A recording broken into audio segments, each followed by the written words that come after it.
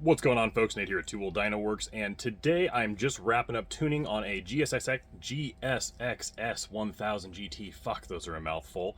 They came into the shop today for a dyno tuning appointment, and this bike has a full YOSH exhaust system installed, and here's the before and after. So there is our nice hot baseline run to 133.5 horsepower, about 69 point some change foot-pounds of torque.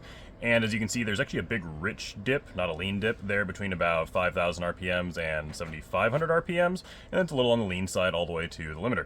Now, as you can see, it's not that lean. We're talking like maybe 3 or 4% at the very top end, which isn't really going to hurt anything. It's not optimal for power, but it's also not dangerous.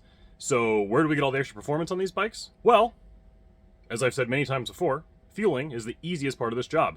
Building custom throttle-by-wire mapping, removing the throttle-by-wire restrictions, and custom ignition timing curves, which is what we specialize in, is where all the performance comes from on modern motorcycles. And as you can see there on run 15, which is our final run on this bike, we are 144.5 horsepower and 75 foot-pounds of torque with air fuel as flat as a board. That's a gain of about 11 horsepower peak to peak, but actually at the very top end of the RPM range, about 11,100 RPMs, that is a gain of 15 horsepower to the tire on pump gas and about 7 foot-pounds of torque. And as always with our custom mapping here at Two Wheel Dyno Works, this bike now runs massively smoother, stronger, and cooler throughout the entire RPM range, not just at full throttle, with all of our custom mapping in place. So if you guys like to get your ECU flashed, again, we have custom mapping for just about every system available for these bikes. The ECU flash is on sale on our website, twowheeldynoworks.com, for $329.99. If you have any questions, don't hesitate to give us a call or shoot us an email at support@twowheeldynoworks.com. We are always happy to help.